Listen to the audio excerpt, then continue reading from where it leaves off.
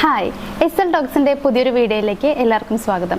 നമ്മൾ extra marital അഫെയറിനെ കുറിച്ച് മുന്നേ കുറേ വീഡിയോ ചെയ്തിട്ടുണ്ട്. എക്സ്ട്രാ മാരിറ്റൽ അഫെയർ ഉണ്ടാകുന്നതിൻ്റെ റീസൺ എന്തൊക്കെയാണ്, അത് സ്റ്റോപ്പ് ചെയ്യാനായിട്ട് എന്തൊക്കെ ചെയ്യാനായിട്ട് പറ്റും, ഇങ്ങനെയുള്ള കുറേ കാര്യങ്ങൾ മുന്നേ വീഡിയോയിൽ ചെയ്തിട്ടുണ്ട്. പക്ഷേ ഇന്ന് എനിക്ക് തോന്നുന്നുണ്ട് പലരും ഫേസ് ചെയ്യുന്ന മറ്റൊരു പ്രോബ്ലം എന്ന് പറയുന്നത്, അതായത് ബിഫോർ മാരേജിന് മുന്നേ പ്രണയിക്കുന്ന സമയത്തൊക്കെ പ്രണയിക്കുന്ന വ്യക്തികളും ഇത്തരത്തിലുള്ള പ്രശ്നങ്ങൾ ഫേസ് ചെയ്യുന്നുണ്ട് എന്നുള്ളതാണ്. അതായത് എക്സ്ട്രാ ലവ് അഫെയർ, ഇപ്പോൾ അവർ പ്രണയിക്കുന്ന വ്യക്തിക്ക് വേറൊരു ലവ് അഫെയർ കൂടി ഉണ്ട്, ഇങ്ങനെ പലരും പറഞ്ഞു കേൾക്കുന്നുണ്ട്. അപ്പോൾ എന്തുകൊണ്ടാണ് ഇങ്ങനെ സംഭവിക്കുന്നത് എന്നുള്ളത് പലർക്കും അറിയില്ല എന്നുള്ളതാണ്. അതായത് എക്സ്ട്രാ ലവ് അഫെയർ സംഭവിക്കുന്നതിൻ്റെ കാരണങ്ങൾ എന്തൊക്കെയായിരിക്കും, എന്തുകൊണ്ടാണ് ഇവരിങ്ങനെ പോകുന്നത്, ഇങ്ങനെ പലർക്കും ഡൗട്ട് വരാറുണ്ട്. മനസ്സിലുള്ള ഒരു വലിയ ക്വസ്റ്റ്യൻ തന്നെയാണ് എന്നുള്ളതാണ്.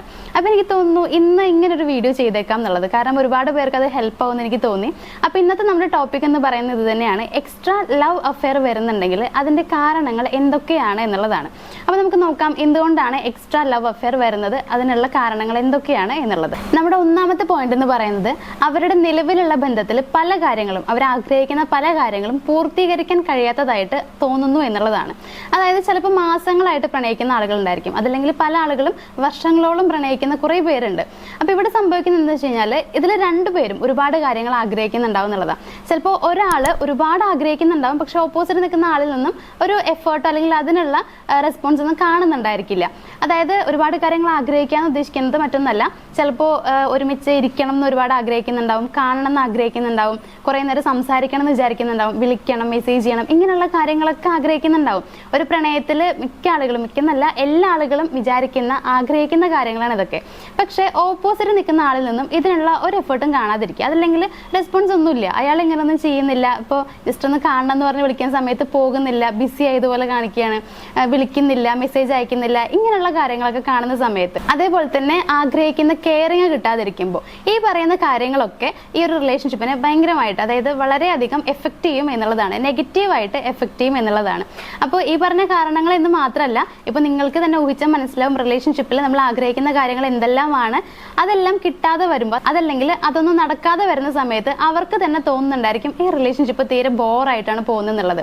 അപ്പോൾ സ്വാഭാവികമായിട്ടും അവർ അപ്പുറത്തുള്ള ഒരു റിലേഷൻഷിപ്പ്, വേറൊരു ലവ് റിലേഷൻഷിപ്പ് ഫ്രണ്ട്സിൻ്റെ ഒക്കെ ആണെന്നുണ്ടെങ്കിലും അതുമായിട്ട് കമ്പയർ ചെയ്യും. അത് വളരെ സ്മൂത്ത് ഗോയിങ് ആണ്, വളരെ നന്നായിട്ട് തന്നെ അത് പോയിക്കൊണ്ടിരിക്കുന്നുണ്ട്. പക്ഷെ എന്തുകൊണ്ടാണ് ഇവിടെ പ്രശ്നങ്ങൾ വരുന്നത്, അല്ലെങ്കിൽ ഇവർ ആഗ്രഹിക്കുന്ന പോലെ റിലേഷൻഷിപ്പ് നല്ല രീതിയിൽ മുന്നോട്ട് പോകാത്തത്, ഇങ്ങനെ അവർ ചിന്തിക്കുന്നുണ്ടാവും. അങ്ങനെ ചിന്തിക്കുമ്പോൾ അവർക്ക് സ്വാഭാവികമായിട്ടും തോന്നുന്ന കാര്യമാണ് റിലേഷൻഷിപ്പിലുള്ള വ്യക്തിയാണ് പ്രശ്നം എന്നുള്ളത്. അങ്ങനെ വരുമ്പോൾ നമ്മളോടുള്ള ഇഷ്ടം സ്വാഭാവികമായും കുറഞ്ഞു വരും എന്നുള്ളതാണ്. അങ്ങനെ കുറഞ്ഞു വരുന്നത് കൊണ്ട് തന്നെ മറ്റൊരു വ്യക്തിയെ കാണുന്ന സമയത്ത്, അതായത് ഇവർ ആഗ്രഹിക്കുന്ന രീതിയിൽ നല്ല രീതിയിൽ മുന്നോട്ട് പോകാനായിട്ട് കഴിയുമെന്ന് തോന്നുന്ന ഒരു വ്യക്തിയെ കാണുന്ന സമയത്ത് അങ്ങോട്ട് ഇഷ്ടം പോകാനുള്ള ചാൻസ് വളരെ കൂടുതലാണ്. അങ്ങനെ ആവുന്ന സമയത്ത് ഈ പറയുന്ന പോലെ ഒരു എക്സ്ട്രാ ലവ് അഫെയർ വരാനുള്ള ചാൻസ് ഉണ്ട്. പക്ഷേ നമ്മൾ മിക്ക റിലേഷൻഷിപ്പിൽ കാണുന്നുണ്ട്, ഇവർക്ക് റിലേഷൻഷിപ്പ് നല്ല രീതിയിൽ തന്നെ മുന്നോട്ട് കൊണ്ടുപോകണം, അതായത് ഈ വ്യക്തിയുമായിട്ട് തന്നെ മുന്നോട്ട് കൊണ്ടുപോകണം, എങ്ങനെയെങ്കിലും നല്ല രീതിയിൽ മുന്നോട്ട് പോകാനായിട്ട് കഴിയണമെന്ന് പലരും വിചാരിക്കാറുണ്ട്. അപ്പോൾ എനിക്ക് തോന്നുന്നു ഒട്ടുമിക്ക ആളുകളും ആഗ്രഹിക്കുന്ന കാര്യം തന്നെയാണിത്. അതായത് എന്തായാലും ഒരു റിലേഷൻഷിപ്പിലേക്ക് പോയിട്ടുണ്ട്, മാത്രമല്ല ഒരുപാട് സ്നേഹിച്ചിട്ടുണ്ട്, ആ വ്യക്തി ഒരുപാട് സ്നേഹിച്ചിട്ടുണ്ട്, പിന്നെ അത് വിട്ടിട്ട് മുന്നോട്ട് വേറെ റിലേഷൻഷിപ്പായിട്ട് പോവുക, അതല്ലെങ്കിൽ അത് സ്റ്റോപ്പ് ചെയ്ത് പോകാന്ന് പറയുമ്പോൾ ചിന്തിക്കാൻ കഴിയുന്നില്ല, ഒരുപാട് വിഷമമുണ്ട്. അപ്പോൾ എങ്ങനെയൊക്കെ ആളൊന്ന് ശരിയായിട്ട് വരണം എന്നൊക്കെ പലരും പറയുന്നുണ്ട്. അങ്ങനെ നമ്മളോട് തന്നെ ഡയറക്റ്റ് ആയിട്ട് ഒരുപാട് പേര് പറയുന്നുണ്ട് എന്നുള്ളതാണ്. എനിക്ക് തോന്നുന്നു ഇപ്പോൾ റിലേഷൻഷിപ്പിനെ സംബന്ധിച്ച് പറയുകയാണെങ്കിൽ നമുക്ക് കറക്റ്റ് ആയിട്ടൊരു ഗൈഡൻസ് തരാനായിട്ട്, അല്ലെങ്കിൽ സപ്പോർട്ട് ചെയ്യാനായിട്ട് ഒരു സപ്പോർട്ട് സിസ്റ്റം നമ്മുടെ കൂടെ ഉണ്ടെങ്കിൽ, ഗൈഡ് ചെയ്യാനുള്ള ഒരു സപ്പോർട്ട് സിസ്റ്റം നമ്മുടെ കൂടെ ഉണ്ടെങ്കിൽ നമുക്ക് ഒരു പരിധി വരെ, അതല്ലെങ്കിൽ ഇത്തരത്തിലുള്ള ഇഷ്യൂസ് ഒക്കെ നമുക്ക് മാക്സിമം നല്ല രീതിയിൽ തന്നെ വളരെ ഈസി ആയിട്ട് തന്നെ സോൾവ് ചെയ്ത് പോകാനായിട്ട് കഴിയുന്നുള്ളതാണ്. അപ്പോൾ നമുക്ക് കറക്റ്റായിട്ട് ഗൈഡ് ചെയ്യാനായിട്ട് ഒരു സപ്പോർട്ട് സിസ്റ്റം ഇല്ലാത്തതിൻ്റെ പ്രശ്നമാണ് ഈ പറയുന്ന പോലെ നമ്മുടെ ഇപ്പോൾ റിലേഷൻഷിപ്പിൽ ഒരു പ്രശ്നം വരുമ്പോൾ അത് ഒരുപാട് കാലത്തേക്ക് അങ്ങനെ നീണ്ടു പോകുന്നതും, അതല്ലെങ്കിൽ വലിയൊരു ഇഷ്യൂ ആയിട്ട് മാറിയിട്ട് ലാസ്റ്റ് ബ്രേക്കപ്പ് ഇങ്ങനെയുള്ള കാര്യങ്ങളിലൊക്കെ വരുന്നുണ്ടായിരിക്കുക. അപ്പോൾ ഇത്തരത്തിൽ സപ്പോർട്ട് സിസ്റ്റം ഇല്ലാണ്ട്, അല്ലെങ്കിൽ കറക്റ്റായിട്ട് ഗൈഡ് ചെയ്യാനില്ലാത്ത ഒരുപാട് ആളുകൾ നമ്മുടെ ചുറ്റും ഉണ്ട് എന്നുള്ളതാണ്. അപ്പോൾ നിങ്ങൾക്ക് ഈ പറയുന്ന പോലെ തന്നെ നിങ്ങളുടെ റിലേഷൻഷിപ്പ് എങ്ങനെയൊക്കെ മുന്നോട്ട് നല്ല രീതിയിൽ തന്നെ പോകണം, ആഗ്രഹിക്കുന്ന രീതിയിൽ നന്നായിട്ട് തന്നെ മുന്നോട്ട് പോകണം എന്നൊക്കെ വിചാരിക്കുന്നുണ്ടെങ്കിൽ, കറക്റ്റ് ഗൈഡൻസ് ആവശ്യമാണെന്ന് തോന്നുകയാണെന്നുണ്ടെങ്കിൽ നിങ്ങളൊരു കാര്യം ചെയ്താൽ മതി. നമ്മൾ മുകളിലെ നമ്പർ കൊടുത്തിട്ടുണ്ട്, അതിലേക്ക് ഒന്ന് കോൺടാക്ട് ചെയ്യുക. അപ്പോൾ നിങ്ങളുടെ പ്രശ്നങ്ങൾ എന്താണെന്നുള്ളത് കറക്റ്റായിട്ട് പറഞ്ഞു കൊടുക്കുക, നിങ്ങൾക്കുള്ള കറക്റ്റ് ഗൈഡൻസ് ആയിരിക്കും പ്രൊവൈഡ് ചെയ്യുന്നുണ്ടാവുക. അപ്പോൾ ആ ഒരു ഗൈഡൻസിലൂടെ തന്നെ നിങ്ങളുടെ ഈ റിലേഷൻഷിപ്പിലുള്ള എല്ലാ പ്രശ്നങ്ങളും മാറിയിട്ട് നിങ്ങൾ ആഗ്രഹിക്കുന്ന രീതിയിൽ, ആഗ്രഹിക്കുന്ന വ്യക്തിയുടെ കൂടെ വളരെ നന്നായിട്ട് തന്നെ നിങ്ങൾ ആഗ്രഹിക്കുന്ന രീതിയിൽ ജീവിക്കാനായിട്ട് അത് നിങ്ങളെ ഹെൽപ്പ് ചെയ്യും. അപ്പോൾ നമ്മുടെ ഒന്നാമത്തെ കാര്യം നമ്മൾ പറഞ്ഞു കഴിഞ്ഞു, അതായത് എന്തുകൊണ്ടാണ് എക്സ്ട്രാ ലവ് അഫെയറിലേക്ക് പോകുന്നുണ്ടാവുക എന്നുള്ളതിൻ്റെ, അതായത് മറ്റൊന്നല്ല, അവർ ആഗ്രഹിക്കുന്ന പല കാര്യങ്ങളും ആ റിലേഷൻഷിപ്പിൽ അവർക്ക് നടത്താനായിട്ട് കഴിയുന്നില്ല, അല്ലെങ്കിൽ ആഗ്രഹിക്കുന്ന കാര്യങ്ങളൊന്നും നടക്കുന്നില്ല എന്നുള്ളതുകൊണ്ടായിരിക്കാം ഇവർ മറ്റൊരു ലവ് അഫെയറിലേക്ക് പോകുന്നുണ്ടായിരിക്കുക. അതുപോലെ നമ്മുടെ രണ്ടാമത്തെ ഒരു പോയിന്റ് എന്ന് പറയുന്നത് പുതുമ തോന്നുന്നില്ല എന്നുള്ളതാണ്. ഇത് വളരെ ഇമ്പോർട്ടൻ്റ് ആയിട്ടുള്ള ഒരു കാര്യമാണ്. ഇപ്പം നമ്മൾ ഇപ്പോൾ ബിഫോർ മാരേജ് ആയാലും ആഫ്റ്റർ മാരേജ് ആയാലും പുതുമ എന്ന് പറയുന്നത് വളരെ ഇമ്പോർട്ടൻ്റ് ആണ്. നമ്മളിപ്പോൾ റിലേഷൻഷിപ്പ് തുടങ്ങുന്നുണ്ടായിരിക്കും, ഒരുപാട് കാലത്തേക്ക് തന്നെ മുന്നോട്ട് പോകണമെന്ന് വെച്ചിട്ടായിരിക്കില്ലേ. അതായത് ഇടയിൽ വെച്ചൊന്നും ബ്രേക്ക് ആവരുത്, ലൈഫ് ലോങ് ഈ ഒരു വ്യക്തി തന്നെ ആയിരിക്കണം നമ്മുടെ കൂടെ എന്ന് പറഞ്ഞിട്ട് അത്ര ആത്മാർത്ഥമായിട്ട് റിലേഷൻഷിപ്പ് സ്റ്റാർട്ട് ചെയ്യുന്ന ഒരുപാട് ആളുകളുണ്ട്, ഒരുപാട് ആളുകളെ അങ്ങനെ പരിചയമുണ്ട്. പക്ഷെ ഇവിടെ സംഭവിക്കുന്നതെന്ന് വെച്ച് കഴിഞ്ഞാൽ ഇവരുടെ ചെറിയ ചെറിയ പെരുമാറ്റങ്ങൾ, അതല്ലെങ്കിൽ ഇവരുടെ ഭാഗത്ത് വരുന്ന മിസ്റ്റേക്കുകൾ. ഇപ്പം മിസ്റ്റേക്ക് എന്ന് പറയുമ്പോൾ നമ്മൾ ഉദ്ദേശിക്കുന്ന കാര്യം മറ്റൊന്നല്ല, ആ റിലേഷൻഷിപ്പിൽ പുതുമ കൊണ്ടുവരാനായിട്ട് ശ്രമിക്കുന്നില്ല എന്നുള്ളതാണ്. ഇപ്പോൾ നമ്മൾ പ്രണയിക്കുന്ന ആളുകളുടെ കാര്യത്തിൽ പറയുകയാണെങ്കിൽ അവർക്ക് എങ്ങനെ പുതുമ കൊണ്ടുവരാൻ പറ്റാന്ന് വെച്ച് കഴിഞ്ഞാൽ ചെറിയ ചെറിയ സർപ്രൈസുകൾ കൊടുക്കുക എന്നുള്ളത് നിങ്ങൾക്ക് ചെയ്ത് നോക്കാൻ പറ്റുന്ന ഒരു കാര്യമാണ്. അതായത് നിങ്ങൾക്ക് വേണമെങ്കിൽ ചെറിയ ഗിഫ്റ്റുകൾ കൊടുക്കാം. ഗിഫ്റ്റ് എന്ന് തന്നെ ഞാൻ പറയുന്നില്ല, പക്ഷേ സർപ്രൈസുകൾ അതാണ് ഉദ്ദേശിക്കുന്നത്. ഫോർ എക്സാമ്പിൾ പറഞ്ഞുതരാം. ഇപ്പോൾ അവരുടെ പിറന്നാളാണ്, ഇപ്പോൾ ബർത്ത്ഡേക്ക് നിങ്ങൾ ചെറിയൊരു ഗിഫ്റ്റ് കൊടുത്തു എന്ന് വിചാരിക്കാം, അല്ലെങ്കിൽ ഒരു സർപ്രൈസ് കൊടുത്തു എന്ന് വിചാരിക്കാം. അതവർക്ക് ഒരുപാട് സന്തോഷം ഉണ്ടാകുന്ന ഒരു കാര്യമാണ്. ഇപ്പോൾ സർപ്രൈസ് എന്ന് പറയുമ്പോൾ പ്രതീക്ഷിക്കാണ്ട് കൊടുക്കുന്ന ഒരു കാര്യമായിരിക്കുമല്ലോ, അതിൽ നമുക്ക് ഇരട്ടി സന്തോഷം കിട്ടുന്നുള്ളതാണ്. അപ്പോൾ ഉറപ്പായിട്ടും പിന്നെ ഒരു സ്പെഷ്യൽ ഡേ വരുന്ന സമയത്ത്, അതായത് അവർക്ക് എന്തെങ്കിലും ഒരു സ്പെഷ്യൽ ഡേ വരുന്ന സമയത്ത് അവർ പ്രതീക്ഷിക്കും എന്തെങ്കിലുമൊക്കെ സർപ്രൈസ് കിട്ടുമെന്നുള്ളത് വിചാരിക്കും. അവിടെ ക്യൂരിയോസിറ്റിയാണ് കൂടുന്നുണ്ടായിരിക്കുക. അപ്പോൾ ആ ക്യൂരിയോസിറ്റി എന്ന് പറയുന്നത് റിലേഷൻഷിപ്പിനെ ഒരുപാട് നല്ല രീതിയിൽ ബാധിക്കുന്ന ഒരു കാര്യം, അതായത് നല്ല രീതിയിൽ മുന്നോട്ട് കൊണ്ടുപോകാനായിട്ട് ഹെൽപ്പ് ചെയ്യുന്ന ഒരു കാര്യമാണ് ആ റിലേഷൻഷിപ്പിൽ ക്യൂരിയോസിറ്റി ഉണ്ടാക്കുക എന്നുള്ളത്. ഇപ്പം നമ്മൾ ഒരു സർപ്രൈസ് കൊടുത്തു കഴിയുമ്പോൾ എന്തായാലും അവർക്ക് പിന്നെയും അത് കിട്ടണം എന്ന് വിചാരിക്കും, അല്ലെങ്കിൽ ഇത്തരത്തിലുള്ള സർപ്രൈസുകൾ കിട്ടണം, അപ്പോഴുള്ള സന്തോഷം അത് അനുഭവിക്കണം എന്നൊക്കെ എല്ലാവരും വിചാരിക്കുന്ന കാര്യമാണ്. അപ്പോൾ ഈ ഗിഫ്റ്റുകൾ, സർപ്രൈസ് എന്ന് പറഞ്ഞത് ഞാൻ ജസ്റ്റ് ഒരു എക്സാമ്പിൾ പറഞ്ഞു എന്ന് മാത്രമേ ഉള്ളൂ. അതല്ലാണ്ട് നിങ്ങൾ പുതുമ കൊണ്ടുവരാനായിട്ട് ശ്രമിക്കുക എന്നുള്ളതാണ്.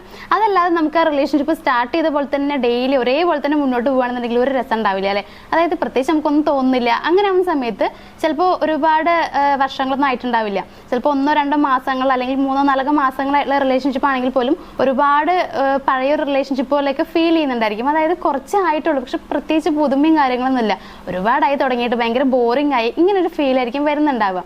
അങ്ങനെ വരുന്ന സമയത്ത് നമുക്ക് ആ റിലേഷൻഷിപ്പിൽ നിൽക്കാനായിട്ട് ഒരു താല്പര്യം തോന്നില്ല, തീരെ ഇൻട്രസ്റ്റ് ഉണ്ടാവില്ല എന്നുള്ളതാണ്.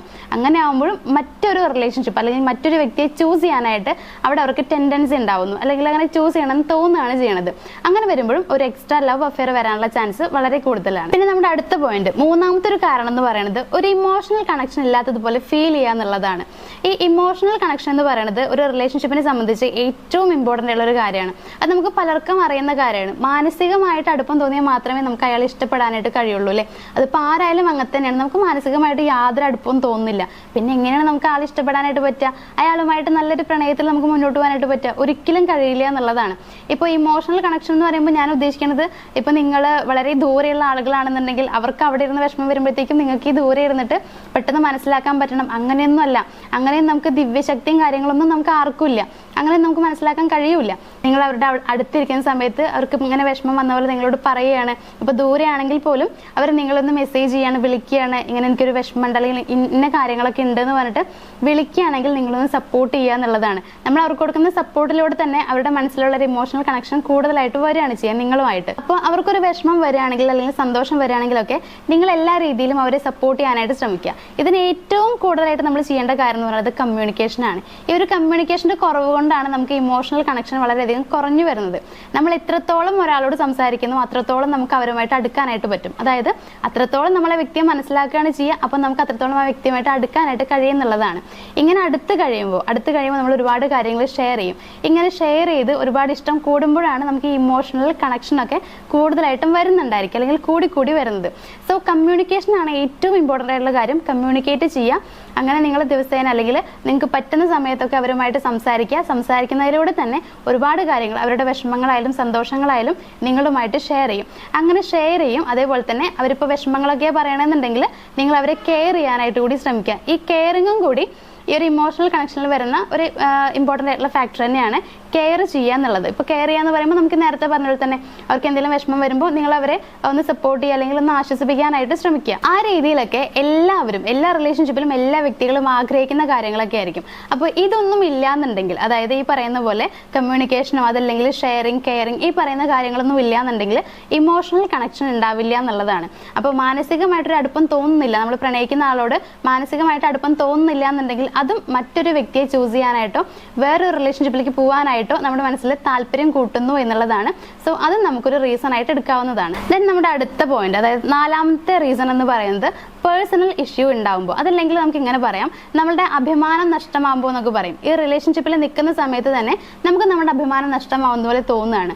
അതിന് ഏറ്റവും നല്ലൊരു എക്സാമ്പിൾ ഞാൻ പറഞ്ഞുതരാം. ഇപ്പം നിങ്ങൾ പ്രണയിക്കുന്ന വ്യക്തിയും ജസ്റ്റ് ഒരു പബ്ലിക് പ്ലേസിൽ നിൽക്കുകയാണെന്ന് വിചാരിക്കുക. അപ്പോൾ നിങ്ങൾക്ക് ഒരുപാട് ദേഷ്യം വരുന്ന എന്തോ കാര്യമായിട്ട് സംഭവിച്ചു, അല്ലെങ്കിൽ ചിലപ്പോൾ അവർ പറഞ്ഞ കാര്യം തന്നെ ആയിരിക്കാം, അവർ പറഞ്ഞതിൽ നിങ്ങൾക്ക് ഒരുപാട് അങ്ങോട്ട് ദേഷ്യം വന്നു. അപ്പോൾ ദേഷ്യം മുഴുവൻ നിങ്ങൾ അവിടെ വെച്ച് തീർക്കുകയാണ്. അവരെ അങ്ങോട്ട് നന്നായിട്ട് ചീത്ത വിളിച്ച് ആ പബ്ലിക് പ്ലേസ് ആണെന്ന് പോലും നോക്കാതെ നിങ്ങൾ അവരെ ഷൗട്ട് ചെയ്ത് സംസാരിക്കുകയാണ്.